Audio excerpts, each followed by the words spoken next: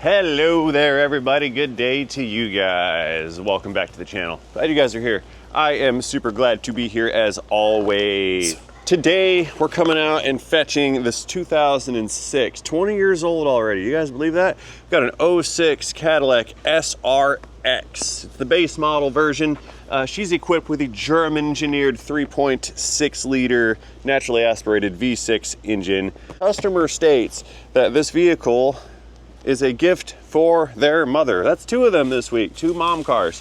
It's a gift for their mother. It's got an ABS/traction control light that is illuminated on the dash. They said they've been topping off the engine coolant and suspect there's a leak.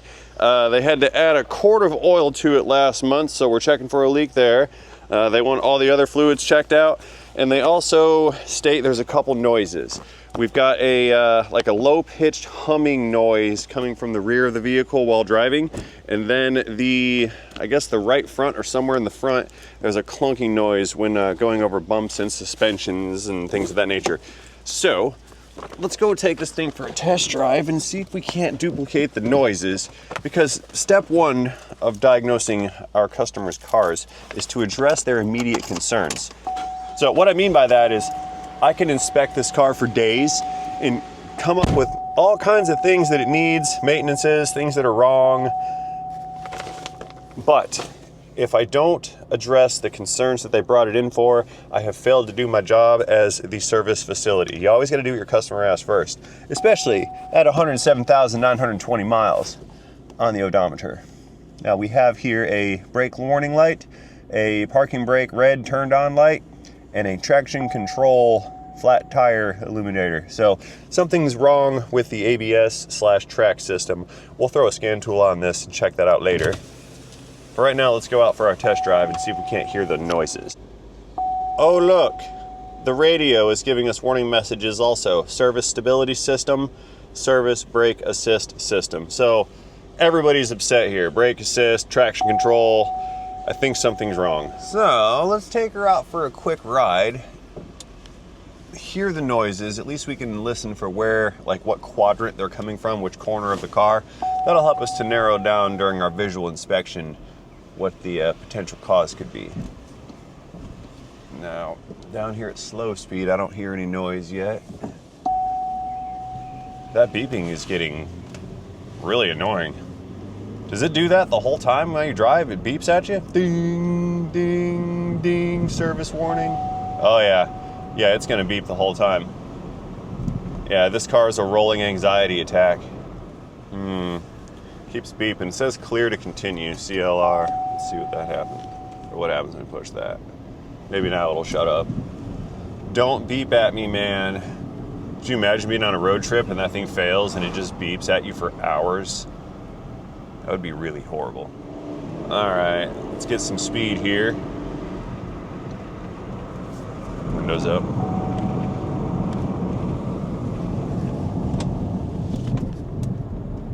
Listening for a low-pitched grumbly noise. Another light came on. Looks like a security light just came on. The car with a padlock light.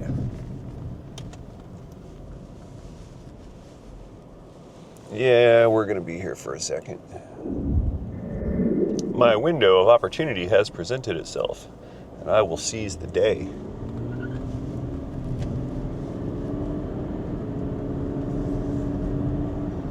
That's the water treatment plant. It smells kind of crappy sometimes. So, this thing's kind of noisy. The car makes a lot of ambient sound. It's just a loud platform, actually. You know, when these were new, I used to get complaints at the dealership because folks would, they'd put the two rear windows down just a little bit. They'd crack them in the back for like their dogs or kids or whatever. And it would cause this air pressure buffeting situation where it was like a woo, woo, woo, woo, woo type of sound. And what you're hearing is air getting sucked out due to the low pressure on the outside because it's faster moving air. And so air, with those two rear windows down, it would create this pressure imbalance within the cabin where air would move in and out rapidly, and that would cause the buffeting noise. And people would bring these back to the dealership. The Equinoxes and the Terrains suffered the same customers. They'd bring them back to the dealership complaining, that it makes a weird noise when all the windows are partially opened at highway speeds. It happened all the time. And you'd have to explain to people that you can't do that with your windows because it's allowing air to buffet in and out, and they found that unacceptable. And you told them, hey, you just got to kind of crack a front window just to let some air move through to keep that pressure from buffeting. And they would always state that they didn't want the front windows up. That's why they bought a car that had back windows. So now what do we do? How do we explain that the car you bought does the thing that you don't like and you have to live with it because you're operating it wrong because of physics.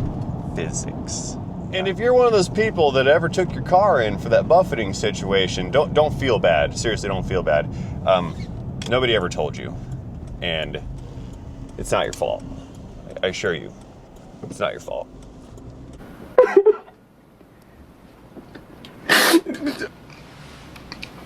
It's not your fault. That's actually true. Salespeople don't tell you a lot about the car that you're buying. They show you how to operate all the features inside, and they tout the features inside, but they don't really explain to you all the things that are going to come along with owning this package. Like guys that go out and buy diesel trucks for their first time, nobody ever gives them the this is how you take care of this conversation, or this is the cost of ownership conversation, or this is your cost of your oil change conversation. And by the way, your oil change needs fuel filters every time, so it's actually like $400 or $500 every 3 months. Yeah, they don't tell you that part. They just tell you, hey, sign right here on the line. So I do hear the rattle noise on the front. I think it's the right front, but I also thought I heard some on the left front. It's very low pitched, kind of like a thud, and it occurs while going over bumps. So what I think it probably could be is going to be the mounts for the top of the struts. Your strut is basically a shock absorber with a coil spring built into it. It's one part that does multiple functions, and it's connected to the steering, or connected to the wheels, and the wheels steer. So the strut has to be able to move when the wheels turn. So what they've engineered is a bearing plate at the top of the strut. So the strut will have one plate, there's some bearings in the middle of it, then there's another plate on top of that. Those are bolted together, and then that assembly bolts to the strut bracket on the vehicle's actual body itself. And we're not going anywhere because this dude's picking up a car and the tow truck is across the road here. We're gonna have to go around the other way. I believe we are stuck. Hang on, watch this. This is gonna be awesome. Tow truck driver's out there. Hey, you can't park here. You can't park here, man. You're in the road. That says left only. This says right only. I'm actually in both lanes, so I can go whichever way I want. There we go. Don't go that way. You can't go that way.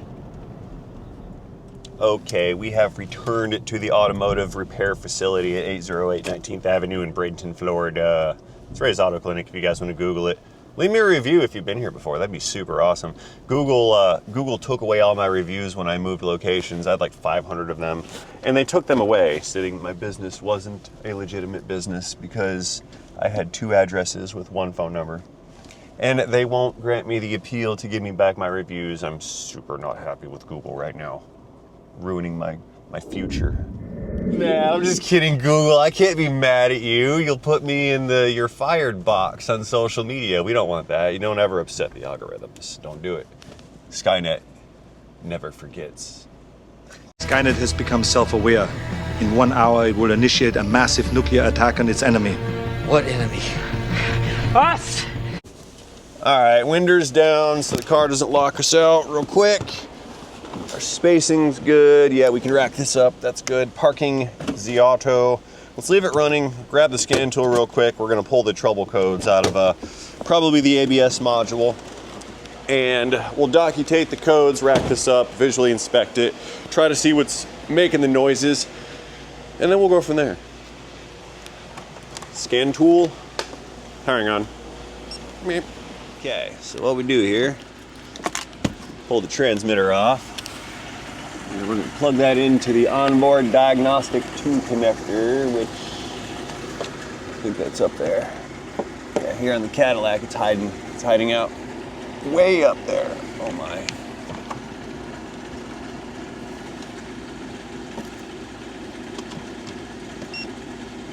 There we go. Green means it's good. Well, looky here. We have engine codes, 6 of them. Oh, didn't want to do that. We have 6 engine codes in the ECM. A P0430 indicates the catalyst efficiency is low on bank 2. There's 2 catalytic converters, bank 1 and bank 2. The downstream O2 sensor has determined that the bank 2 cat converter is underperforming. It's got a P300 misfire code. It's got a P305 cylinder 5 misfire, cylinder 6 misfire, right? What else we have in there? There's another one. And nope, went too far. There we go. And a 1629 theft deterrent fuel enable signal not received. Current DTC since power up. So 1629, I don't know that one. We've got 2 misfires on 5 and 6. P300 random. The cat converter is underperforming, and it's got a U code. U codes are communication codes. Those are network failure codes. U1301 states the class 2 data link is high. That means open, unplugged. A module that's on the link is failing, something like that. So the engine's got 6 codes. Now, curiously enough, there's no check engine light here. And I didn't notice on startup, but when we first key these on, that check engine light should be illuminating. Let's key it on. There it is. There's the light. We start it. Light goes out. But we have codes. Now, these misfire codes should be triggering the mill, but they're not. Now, it says here it's a history code since DTC last clear. Yes, test failed since DTC last cleared. This is history. That's odd that they're here, but they're not presenting here. I wonder why. Let's go into data and see if we can't see the last time the code clear was performed on this thing. So we'll go into engine data. Whenever I find codes but no light, I want to see if someone has just recently turned them off. Some vehicles will let you do that, some will not, and I need to push the clear button. Shut up. There we go. That's usually found at the bottom. Engine runtime has been 50 seconds. DT set this ignition, no, and I don't have a distance since last code clear. Sometimes you'll get a mileage since the last code reset, and I don't have that data available on this one. Okay, it's too bad. A lot of times, like for example, that's useful to me, because if I find a bunch of codes, no check engine light, and then I go in there into data and I find out that it's been 42 miles since the code clear was last performed, that means that when the customer brought the car over, they cleared the codes out of it, then drove it over here. All right, that's all that really means, and that gives me a whole lot of information, because it lets me know that you tried to keep me from discovering some information. Yeah, it's weird. For some reason, customers think that getting their car repaired means that the more I find out, the more it costs you, but that's really untrue. The more I find out, the more I'm going to estimate a repair to you, but it's still your decision, but you still need to know. My position is you need to know what's going on with your equipment, right? So I gotta tell you, and then I'm gonna tell you what it takes to fix it, and then you just make a decision from there. But if you hide things from me, that's only going to serve to cost you money. It's gonna cost you money, because chances are if you're hiding something from me, you know it's gonna cost money to fix, and you don't wanna hear the answer. We don't like to hear bad news as humanoids, right? So when you turn off that light and clear those codes and then ask me to find a problem, and I don't have any of those codes or any of that data, it takes me 3, 4, 5, 10 times as long to find the problem. I'm gonna charge you money for that. So don't take away my information that I need to diagnose your car, because it's gonna cost you more money. Like, it's not okay, don't do that. Don't keep secrets from your technician or your doctor. Anybody who's a service person who's trying to do work for you, don't keep secrets from them, because they need to know that information. In fact, don't keep secrets from people at all, because that's not your job. You're not the gatekeeper of information. You shouldn't be keeping secrets. It's just bad practice. Mary, I come here for car repairs, not for life lessons and education and all that stuff. I just come here to learn about cars. So I pulled up engine misfire. I've got no misfires active currently on cylinders 1 through 3. I'm gonna go ahead and just throw it into gear, put a bit of a load on it. I'll power brake it and see if any misfires show up. We're throttling in drive. All zeros, that's nice. That doesn't mean they're not there. Here we go, misfire on 5, misfire on 6, those are history codes. Okay, no information useful there. So I think this thing does have a couple misfires in it, because there they are. But they're not pulling up actively. See that? They're not happening right now, but they have been logged. So it has occurred. It may just need some simple tune-up maintenance. I mean, it is 100,000, probably need some plugs, but let's go check it out. Oh, wait, little too hasty. I still need to go into ABS to see what's up with that track control light. Let's see what the ABS codes say. Display, current, valve relay, CO121 valve relay circuit, and a C0281 DRP performance. I don't even know what that means. We need to write these down. So I pulled up all the actual wheel speed sensor values, left front, left rear, right rear. I'm gonna move the vehicle out of the parking space and we're gonna watch to see if we get any values on these zero columns here. That's gonna tell us if the ABS module and the wheel speeds are reading anything. There we go. See it? We got ones, still backing up. Backing up a little, there we go, there were some 2s. Let's go forward. Just want to make sure they're reading 3s. Okay, so the ABS module is reading all of the wheel speed sensors. I needed to make a determination right quick. So we've got the C codes documented, we've got the engine codes here documented. Let's move on to the visual, I see you, visual portion of our inspection. Now we can power down the unit. Unlocking the door. And of course, popping the hood. I can say popping the hood. It has a German engine. It's German, it's Deutsch. Popping the hood. Das Auto ist gut, ja. Oh man, I'm having a freaky Friday around here, I guess. That's all right, there, Cadillac.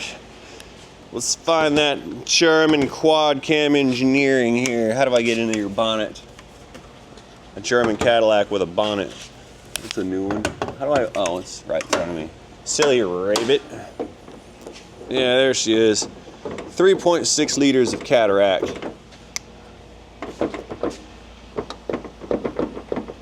That's wore it out. Flipping, flopping. Yeah, we might need a new one of those. That's been replaced with one that doesn't fit very well. All right. Okay, someone's been here. The strut tower brace has been removed. See that? Which means the cover's been removed, which means someone's been in there recently. Let's see what they were doing. Yeah, let's go back and just see. At this point, I'm assuming that someone's been in here to maybe try to rectify the misfires. I would assume they were in there to rectify the misfires. There's really no other reason to come in here, pull this cover off. Cadillac doesn't want you pulling the cover off. They put a barrier in the way. A couple of them, like a power steering lid thing. There we go.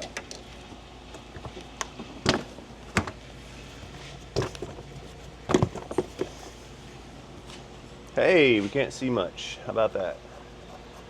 Put this thing back on. Put that back in. Good.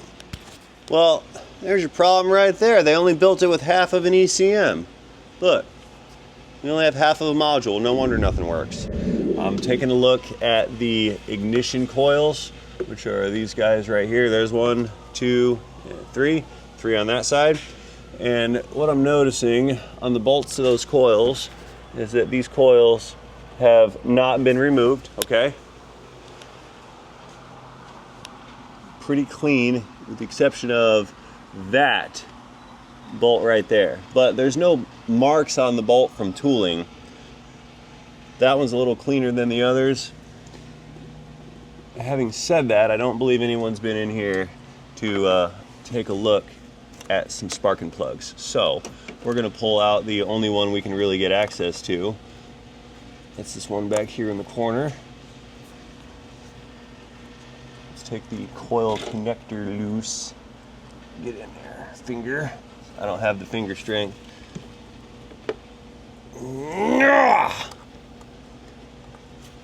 No, I don't. Okay, let's get a tool.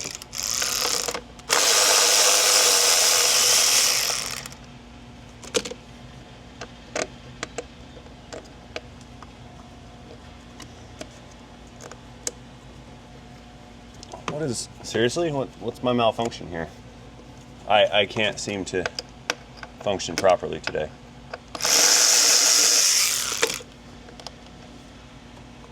What the heck is going on? Why can't I make this ignition coil come out? If I gotta do this 6 more times, I'll be displeased.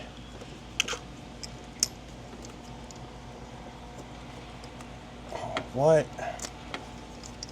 There. That was hard. Okay, so there's my coil. Let's pull the plug out next.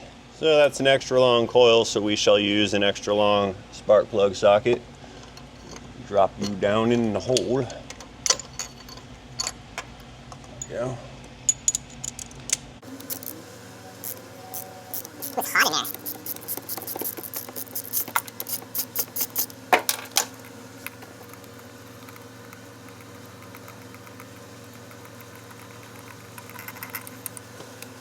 Endless threads. Okay. Not great. Okay, AC Delco. It's a good chance these are original. And the business end, that's the technical term, is worn out.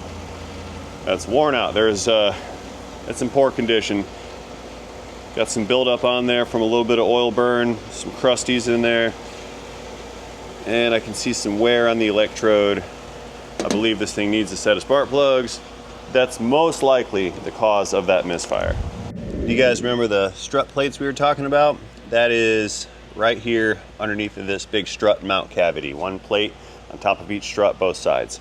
So let's try to do a shakedown on the front end and find some looseness. And we'll inspect everything down below as well. Alrighty, green subscribe button time. Friendly reminder to subscribe to the channel if you have not done so already. That allows YouTube to determine that you like the content and you would like to see more of it. So engage the subscribe button and the like button while you're down there. You do not want to miss out words on future content. And that will end my moment of shameless channel self-promotion. Don't worry, that's not the last one. I'll shamelessly promote something else in a minute. Cataract, moving on up.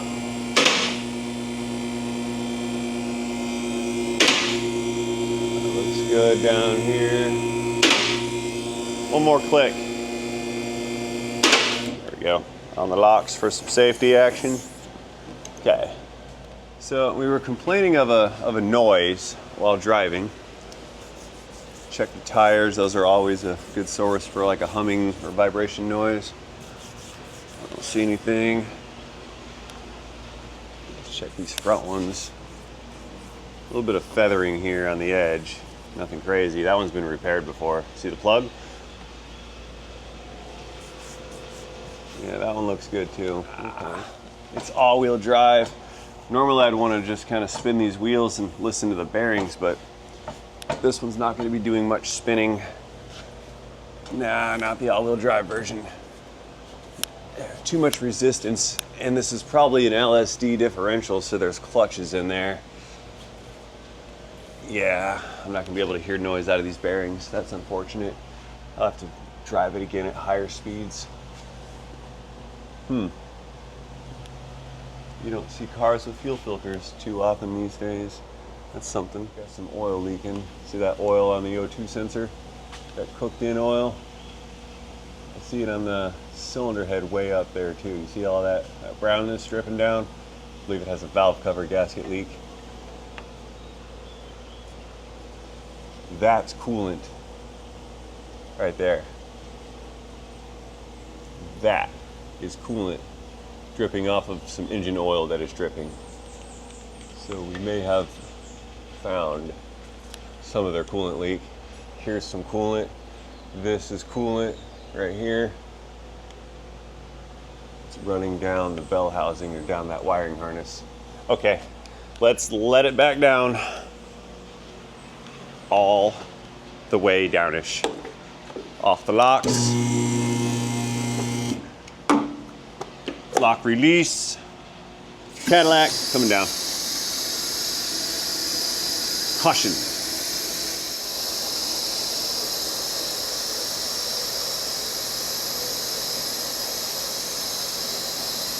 All right, that's good. Let's go back and look for some coolant leakages in here. Okay, so back in this corner, the only place I see where there is some coolant is those two heater hoses there. I can see some more oil, which is leaking out of these valve covers. So we can combine the valve cover job to go with the spark plug job. But as for coolant, I don't see it, not up here.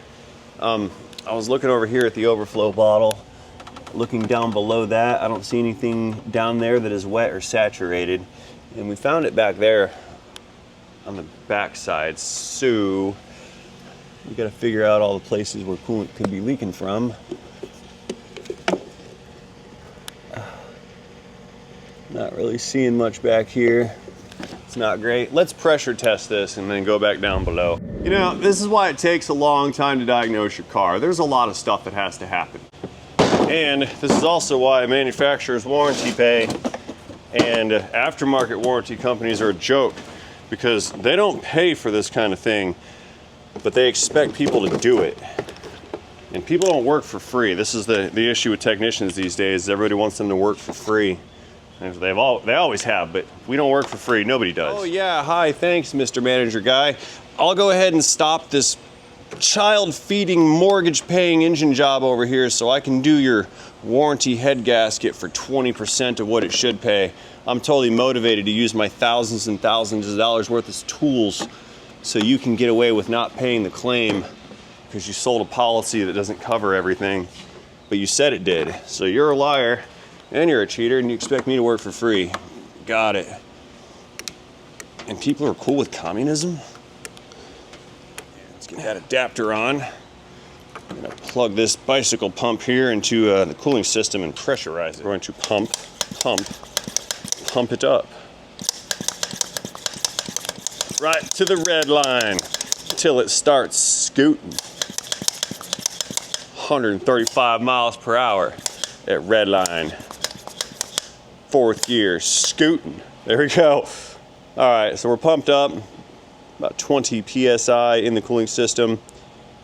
So wherever that cooling is leaking from, it's gonna leak more, and then we're gonna find it. And if we don't find it, then I'm gonna take the intake manifold off and look around until I do find it. But it's in there somewhere, so we're going to find it. Somewhere. I always do. There we go. Back up at the top. That lock didn't catch. What is that? How dare you? Paint's making that one stick. There. So back down below, if we look straight up, we can see those two heater core hoses. I can't see where they go, but I do see a clamp right there on that one. So it goes to something. We just can't see what it is. Yeah, I'm gonna have to pull that intake off to figure it out. But I think it's running down this harness, dripping down the bell housing here, running down here, and then going to here. That's what I think. But I cannot see, but it's up there. We'll leave it pressurized for a while and continue our inspecting. Okay, that's not rubbed through. That's fine. Everything here is fine. That's fine. That's fine. That's fine. Everything's fine. What's up, girlie? Hey. Hey, do you need my attention? I do. I have You do? a lot of. I A lot? need a lot of your attention. But I'm just back here making YouTube videos. I don't want to do anything. It's Friday. We could do more work if your technicians weren't sitting around making YouTube videos covering their butts, keeping us from lying to people and all that good stuff. Man, I am in for it today. I'm in some kind of a mood. You want to fight? I think because I woke you up wrong, maybe. You want to fight? Wake up, Bro. Yeah, you want to fight? Yeah, let's do it. I'm in like a fighting mood. We're not really gonna fight. We don't fight. No. Don't punch me. Don't punch me. If you punch me, I will sneak into the bedroom while you're asleep with my air horn thing. I got a it's like a Craftsman screw gun with an air pump mounted to it with 2 train horns on the top. It's a handheld train horn. So if you punch me, I'll wait till you're sleeping. I'm gonna creep in with the train horn and I'm gonna train horn you while you're in bed. Well, good thing both of those aren't ever gonna happen. They will. I will train horn you. I would never hit you. Thank you. Don't worry, kids. Mom and Dad are just about to get along. Don't worry. Oh, we're getting somewhere now, folks. We're back in the air. The pressure tester's still on this. Oh, there it is. We caught it. You see that drip? There's a drip. Coolant. It is coming out. And we have some saturation on this transmission. So it is leaking. What the heck is that buzzing noise? Why is there a...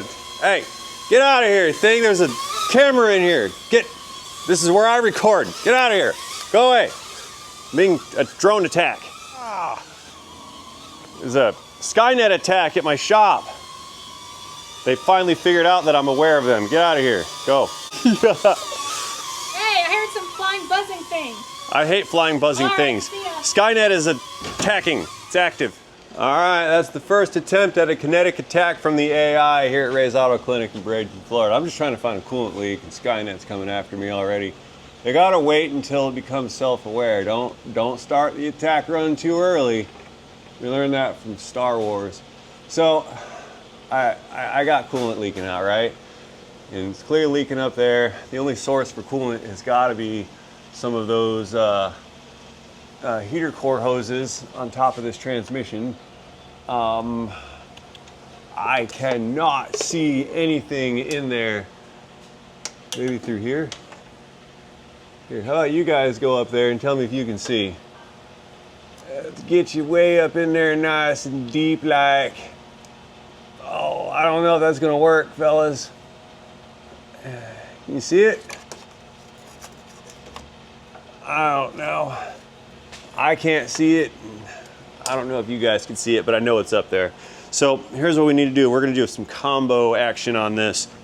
I'm going to recommend that we remove the intake manifold in order to replace the valve covers and or valve cover gaskets to stop the oil leak that they complained about. While the intake's off, I should have enough space to gain access to those heater core hoses that are in there. And at that point, I can determine if it's a hose or a plastic fitting. It's probably a piece of plastic because it's always a piece of plastic. But I'm not able to determine at this point in time exactly what the issue is. So let's let her down one more time. I'm gonna go call the customer, tell them what we found so far. Actually, I'm gonna have Lauren do that. In the meantime, I'm gonna see what I can do about doing some research on those trouble codes for the ABS. I've got a sneaky suspicion that the ABS module has an internal fault, especially since we saw active wheel speed measurements. We had those U codes, so I'm suspecting that the module is not communicating with the ECM or the TCM or any of the other modules. So I think that's what's going on, but I need to kind of look to confirm such things, and then we'll go from there. So I'll be right back. All right, I'm back in the cabin. We're gonna follow the instructions here. It says install scan tool, ignition on, engine off, which that is the state of the engine. Use the scanner to clear the DTCs after we turn off that stupid chime. There we go. So we're gonna clear DTC data. Engine off, yes it is. We're gonna remove all these trouble codes. Lights are off, they've been removed. Power down. Okay, let's key it back on. Start the engine. I forgot I had a spark plug out of it. Oopsie. Well, let's key it back on and see if these codes had reset. That was a rookie move right there, wasn't it? I'm like, it's not doing what I want. Okay, oh, there they are. Got the codes. They are back after the code clear. That's what we needed to know. And Lights are on, warnings are on. It's asking, does the DTC reset as a current DTC? Yes, it does. Flowchart says go to step 3. Step 3 says disconnect the pump motor harness pigtail connector at the brake pressure module valve, the BPMV. Where is the BPMV? Okay, BPMV, brake pressure moderator or something valve. That's the ABS unit. I can't find it. Let's follow the brake lines. They go down in there somewhere. There is the brake pressure moderator valve or the ABS control unit, and the connector for it is on this side, so we need to raise this thing back up. Second chance, green subscribe button. Move them back up.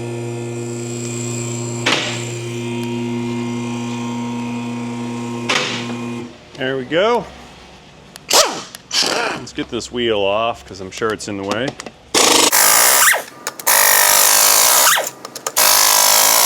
These are over tight. They're 147 foot-pounds, not 98. I can count the impacts in the gun. It's like a superpower. Okay. So, what we need to do is come over here and get rid of some plastics. Pop these little tabs out.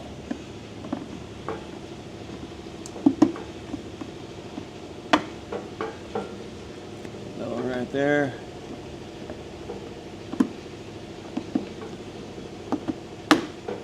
Oh, that's a 2-piece. It is now. There we go.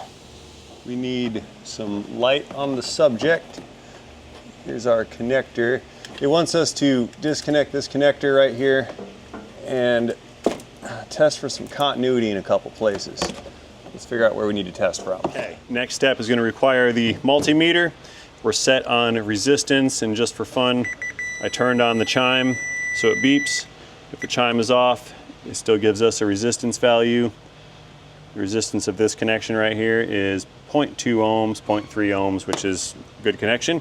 What it wants me to do is measure the resistance between each pump motor control circuit and the housing of the BPMV at the pump motor harness pigtail connector of the BPMV. So the connector at the ABS module, we want to check all the pins for the motor.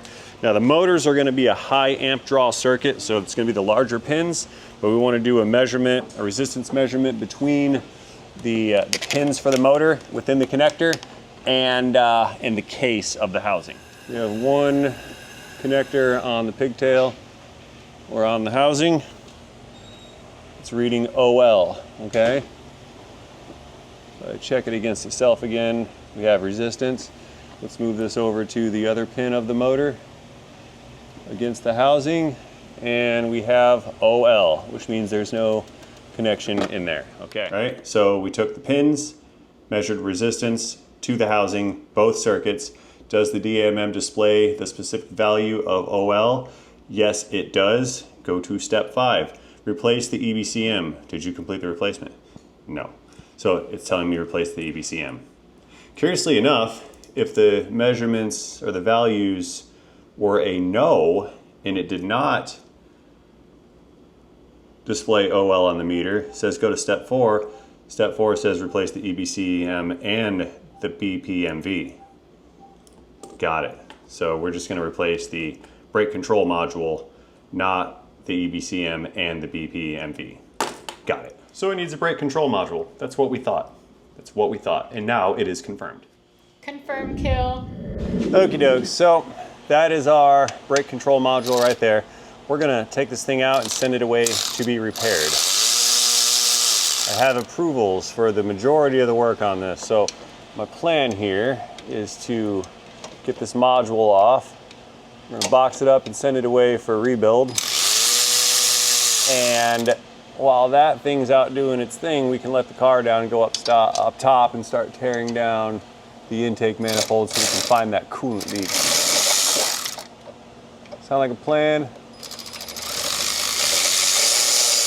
I think it sounds like a fantastical plan. Oh, dropped it, gravity. Had to switch to a shorty. Let's Get in there on that last fastener. Oh, wow.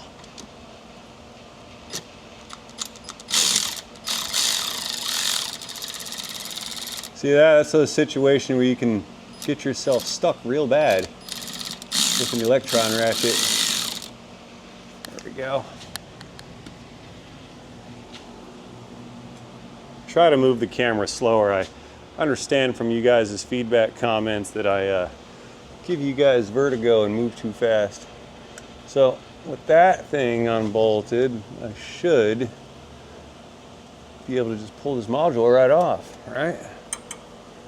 4 fasteners. And gravity strikes again. Maybe some pry driver action just to break the seal.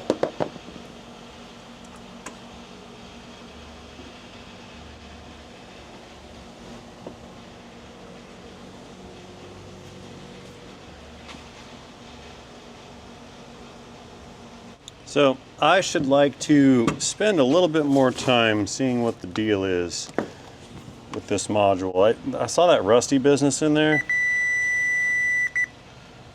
and I'm going to kind of retest this some. We might pull this board out. So these are our 2 power pins right here coming from the connector side, and it has us in the instructions just checking continuity and resistance. You guys can't see due to the glare. It has us checking continuity and resistance to the case, right? Now, what I've noticed, I'm going to check continuity between the pins through the case, right? Connect it to that far one. Look, we have continuity, right? Let's go to the other one. We have continuity. So these two are touching each other, and I don't think they should be. There's a short on the power circuit. Look. It's not supposed to do that. I don't think it's supposed to do that. I want to take this board out and look at the other side of it if I can get it to come out. I do plan on sending this thing off to have the rebuild done, but I want to know.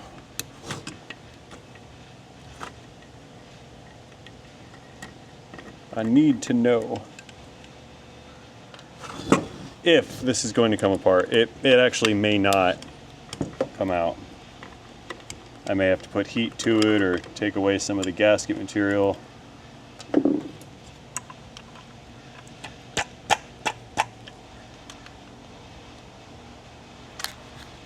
don't think this is going to come out. That's a connector. Yeah, I may have to like disassemble this. I don't know how this comes apart, guys. I don't think it's going to happen. No, I'm afraid to break it. So let's try a couple other little continuity tests here.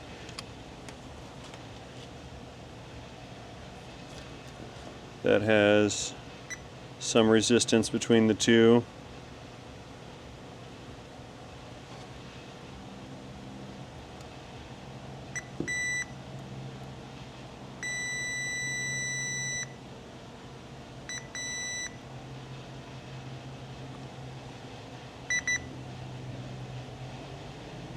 We just had continuity right there. Did you notice? Look, we had it, and now it's gone. There's some resistance. Now it's OL.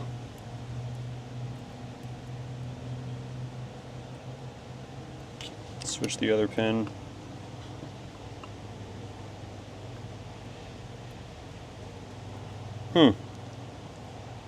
Okay then. Continuity here, no, here, some, not enough to set the alarm off, and then these two still have continuity to each other, which I find very, very weird. But okay, this thing, it just goes in like so. There we go. All right, I'm gonna put these screws back in. I can't disassemble this any farther. I'm gonna leave that to the professionals. Let the rebuilders rebuild this. If it was a module we were going to replace, I'd be happy with tearing this down to autopsy it, but we're not going to do that.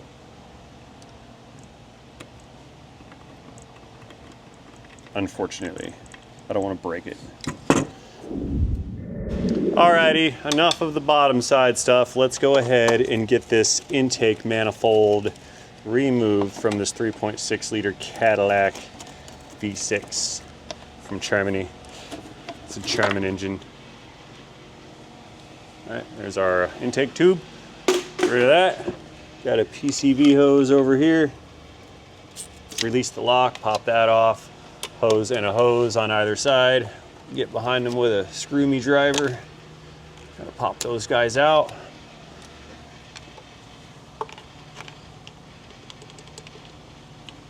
Very easily breakable. Brake booster hose, put that up there. Some insulation. I'll just stuff that in the back and for now. There's a manifold absolute pressure sensor right here, map sensor, that little guy. There's another plug in the back and I don't know where it goes, but I'm going to unplug it. Let's take away this little stud right here. Unclickage this guy, that holds that bracket on that we don't need.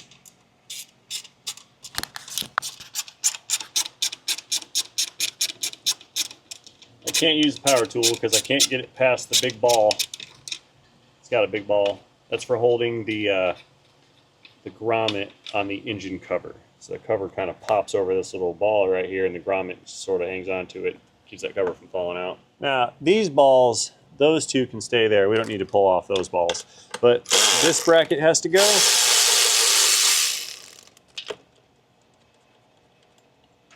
Get rid of that.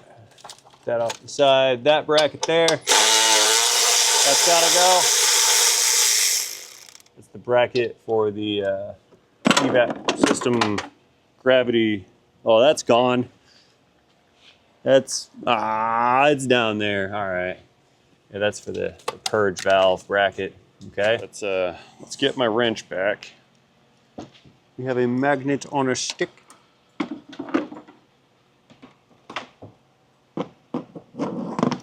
Very good. There's another 10 on a bracket for a harness back yonder.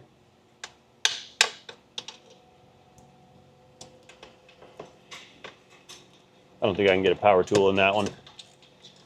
Hey, speaking of power tools, you guys want to hear a story about the time I destroyed one of these engines?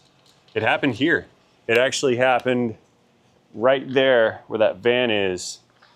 Back in, I think 18, maybe 17. I was working on one of these things. A customer wanted a spark plug or something, right? Or a tune-up. Or I had pulled a plug out to inspect it for some reason. I had spark plugs out of it. And I go up front and I hand over my estimate and I say, hey, look at this nasty destroyed spark plug. It was looking like the one that came out of it, but the thing had active misfires. I hand in the plug in my inspection and boss takes all day to get it confirmed or denied. He said, no, the guy needs his car back. We're not gonna fix that. He didn't want to spend money on the tune-up or whatever, so whatever, put the spark plug back in. So I was like, all right, man, whatever. So I get the spark plug thrown back in. He comes back out, boss man, like 20 minutes later, hey, take those spark plugs out. The guy changed his mind. I'm like, all right. So I yanked the spark plugs back out. I'm sitting there waiting on the new ones to show up. The new ones did not get here fast enough, right? So the customer changed his mind. Customer said, hey, yeah, never mind. Give me my car back. So I'm like, all right. So I throw spark plugs back in there. So they've been in and out a couple of times. Well, during one of those times, what had happened was, and this is where I learned that spark plugs can destroy valve seats, is a piece of the porcelain had broken off and fallen in the hole. I never noticed, you know, because I'm just in and out and in and out and in and out, and it's 700 degrees, and I got this dude bothering me, and nobody knows what they're going to do with the car, and I'm just trying to work here, right? So I didn't notice. And I fired the thing back up. It's misfiring. Okay, so I pull a spark plug back out, and I realize it's broken. Okay, so I get a new one. Didn't realize that the broken piece had fallen down in the hole. Okay, I didn't know. Damage was already done. We ended up getting a new plug. Drove across town, got one. Somehow the customer was super PO'd because he can't have his car back. We put a new plug in there, still misfiring. So I pulled the plug back out, I did a leak down test on it, and it's losing compression at top dead center with valves closed. At idle, it's got a misfire. Misfire went away off idle, but down at idle speed, just a dead hole. It was losing compression. What had happened is the porcelain piece that fell into the hole got stuck between the valve seat and the valve, and it put a dent, like a nick in the valve. We had to pull cylinder heads off. Send the cylinder heads to the machine shop. Machine shop decks them out. They fixed the valve seat or whatever, put a seat in the thing. They did a valve job. They fixed what we broke. And we put it back in, put it back together. Runs like crap. Doesn't run. Can't make it run at all. Put all this work into it, and it's worse than it ever was. So I pulled it back apart, and what I found, you're gonna love this about this German engine, what I found is that all of the camshafts have the same numbers on them. They're exactly the same numbers. Now, when I tore the thing apart in a haste, because now we're in this frenzy and in this hurry, I didn't really keep them in order. I just kind of chucked them in a pile and I thought they were in order, but I ended up getting these two backwards. So I had the intake cam on the exhaust cam side and the exhaust cam on the intake cam side. Part numbers were the same, but if you take them back out, compare them to each other, there's a little bit different lobe separation between one of the two. I don't know how they distinguish the two parts from each other, but it happened. So basically, the whole job failed as spectacularly as possible. And what I learned from that is slow down. Do not let people rush you. When people rush you, this is how you will make mistakes. So don't rush your mechanic. They'll make a mistake. Don't talk to them while they're working. They're gonna make a mistake. Don't change your mind 6 times halfway through the repair process, because They'll make a mistake. you're gonna make a mistake. Yeah, that's what makes us make mistakes. What did I do? Tell them what I did with the coffee pot this morning. Oh, you overfilled it because you were paying attention because someone was talking to you. And I was, yeah. You were talking, you can't do 2 things at once. Yeah, well, I can, but not. But you can't concentrate Not on something that you're trying to do and then try to concentrate on what you want to say to the person at the same time. Yeah, pretty much, yeah. Don't do 2 things at once. At least I can't do 2 things at once. What is it? It's a 13, not a 15. Man, my brain's broke. The other thing I learned about that situation, or from that situation, is you've got to be careful what you promise to customers. There is a reality we have to operate within. Uh-oh. There we go. You got to be super careful what you promise, because if you promise the world to a customer in order to make a sale, you're going to fall short on that promise. And even if you did a good job, something happened that you didn't say was going to happen, and your customer's not going to appreciate that. So just tell them the truth. If it takes a couple days, it takes a couple days. Get a rental car.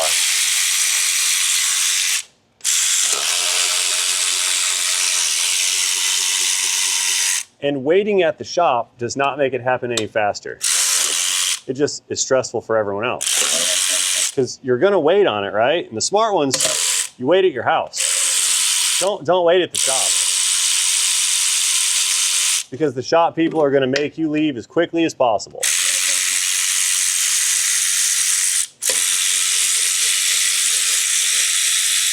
And that's going to cause quality of work to suffer.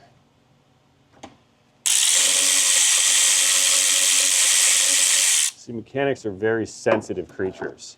Very sensitive creatures. We can't really handle scrutiny that well. We don't like being stared at. So, we have got this thing mostly released. There's a bracket here we have to come out from under. I can't pull it up. So what we're gonna do is just kind of lean this way, pull it forward, maneuver it out and up, and then it's out. Yeah, out, forward, up, and out. There we go, angle, dangle. Pull this guy up, and I'm forgetting something. We're hung up on something down here. What is it? Oh, little plastic business. All right, so now let's figure out the rest of that coolant leak. So I'm discovering a few things in here. There's our coolant feed pipe. It comes from that overflow can, right? Now what we have here is a ginormous thermostat housing assembly. It's on the back of the engine. That's where it belongs. And there's coolant in there somewhere, right? See that pipe going into it? I can't see, I can't get my head in there. I stuck a borescope camera in there, but the footage is grainy enough where I can't tell what it is, okay? But if we follow this heater core hose down, I'm gonna reach down, follow it. It's connecting to that thermostat housing assembly back there. You see that right where my flange is? Look at this. There's my coolant. That's coolant right there. So that tells me that that housing is leaking where it plugs into the back either of one of the cylinder heads or it might plug into the back of the block. Either way, we need to replace that thermostat and housing assembly. I want to dig that thing out of here. Let's get it out. I'm going to pull the coolant out of this. So let's dump some pressure because it's still under pressure. Din, din, din, din, din, din. Now let's get rid of our pressure. And we're going to disassemble that after pulling all of the antifreeze out of the system. There we go. Here, let's turn on our coolant recovery system device, vacuuming carbon fiber little unit right here. Go in there and suction all this coolant out.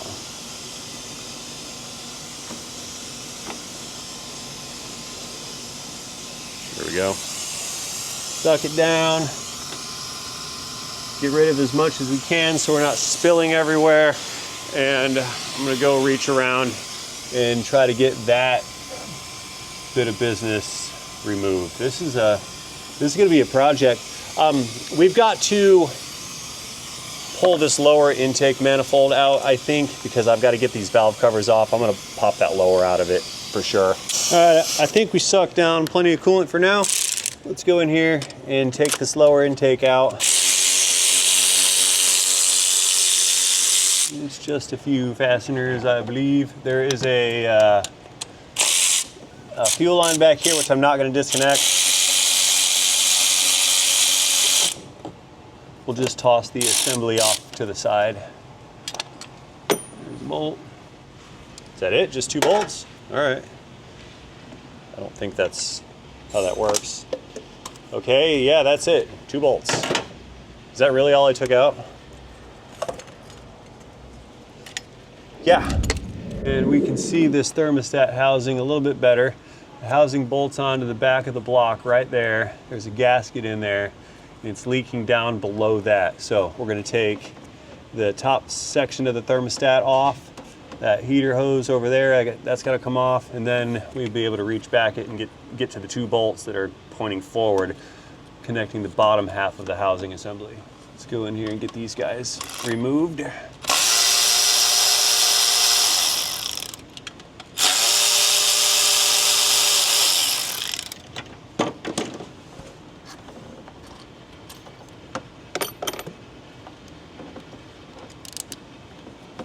You gonna come off or what?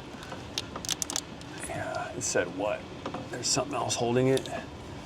It's that pipe thing over there.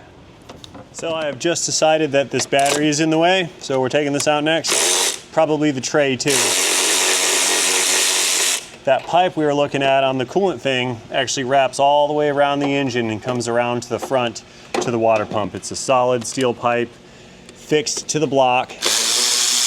So I've got to unbolt the pipe from its mounts. Yeah, this is getting savage by the second.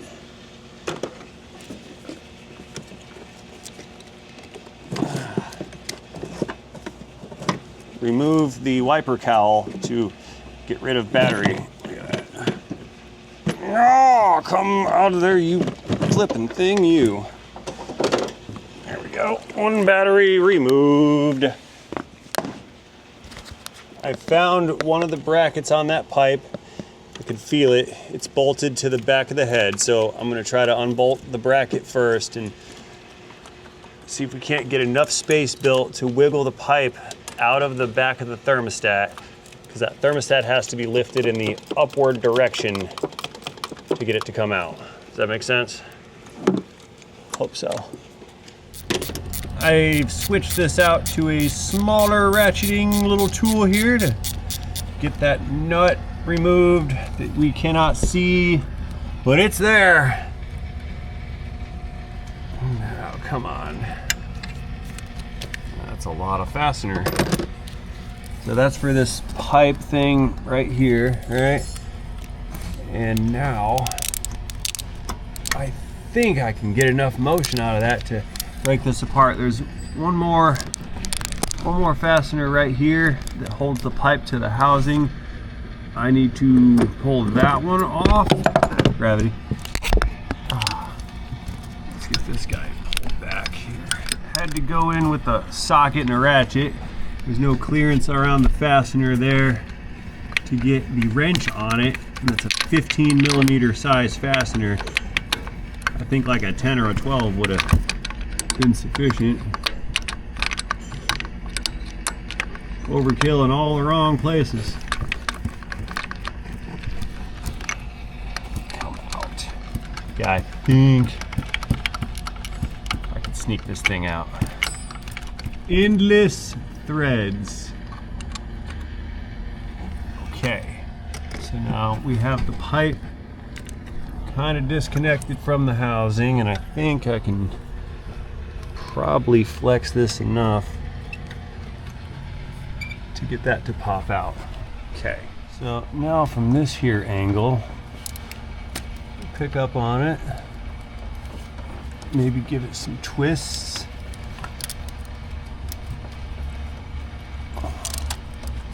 Now I need to get this hose off because the hose is not allowing me to lift up on it enough. Okay, this thing's killing me, Smalls. Why do I feel like someone's been in here and put a thermostat in this before? I see some blue on these gaskets. Did someone try to do this and they did the top half and not the bottom half? Because that's what I think has happened here. I saw blue. Blue means it's aftermarket. Well, not exactly, but Fel-Pro gaskets are usually blue.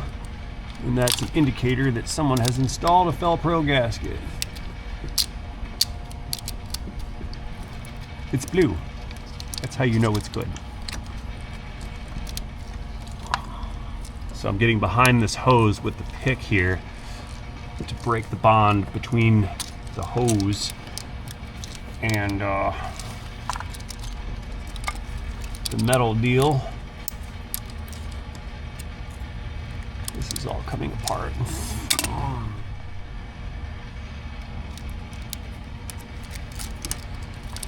Yeah, big help, huh? That was a huge help. Kinda. I mean, you can see now, right? So, sure. I guess that helped. I can pry bar a coolant hose.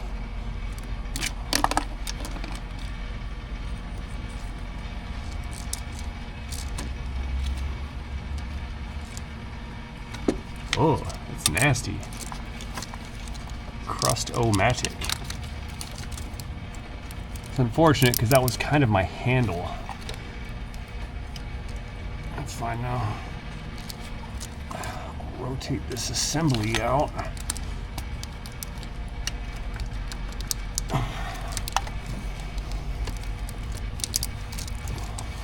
I'm destroying this wire convolute right here. It's driving me nuts.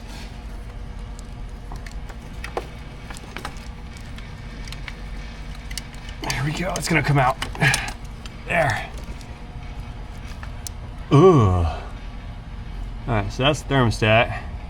That's my blue gasket. This thermostat and that pipe seals with an O-ring that goes on the pipe. Let's go in a little deeper and take a gander. We look. There's the O-ring, gotta change that. There is still coolant down farther. We saw that wetness. That O-ring may have been leaking, but I'm more concerned about that gasket right there. See that little paper gasket? Right here, that one. I'm worried about that. I think that's the leaker. So I am going to continue pulling this thing out. You guys see that little flange right there below this pipe?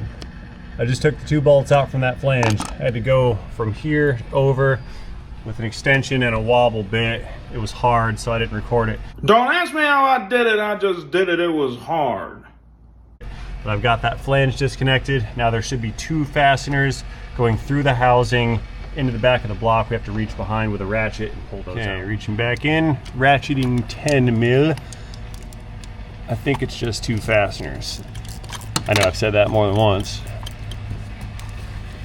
I think we just have the 2. That one's loose, and then this one's a little farther down. I'm gonna take that one out first. I always like to do the farthest and hardest thing to reach first. You see, if you do the easy part first, the easy fasteners, then once your part becomes loose, now it's gonna be flopping around and you're fighting your own part, trying to get that last bolt out of it. So you do the hardest ones first and then move on to the easier ones. That's how that is done. So I think I have all those fasteners out. Let's pry on this some and spill all the coolant out. And this whole thing doesn't even come out of the hole. It can't fit. Noticing a theme here. Nothing fits. I mean, it does fit, it's just you can't service it. Get it behind there. Come out.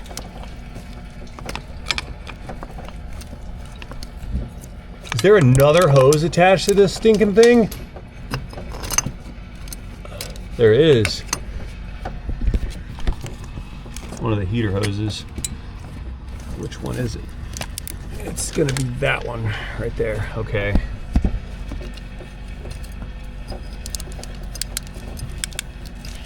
This is wild. Look at that. Come out of your hole, please.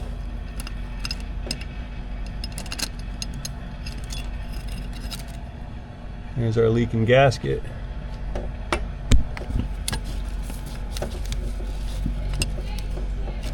It stinks here? Oh. You mean you don't like it here? This is my son. Okay. You don't have to be here. I'll send you to military school. So that hose came out. Except I don't know what I was doing to make the hose hold on. Hang on here. What is this? One flat gasket. Oh, I see how we did this. Okay. That was our leaker, this guy. I bet that was it. So that just pops out with an O-ring. Okay. I'm over here. All right, well, I needed housing to show up with some gaskets and whatnot, but that was the coolant leak. I found it. So since I found it, and since it's in today, and since it's Friday, and I don't have any parts yet, we're done with this video, I think. I'm hot, my fingers hurt. Oh man,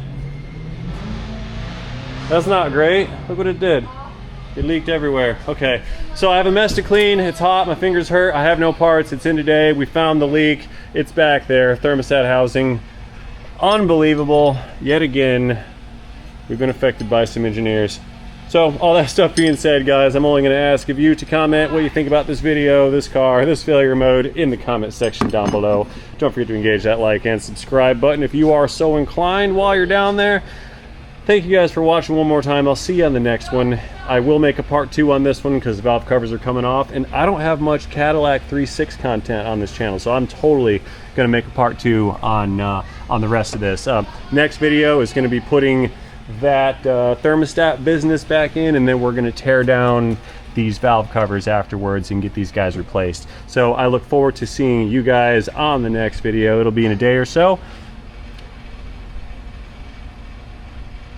All that being said, as always, thank you one more time for watching. I'll see you guys in the next one, in a day, in a video, in a Cadillac, in a transmission.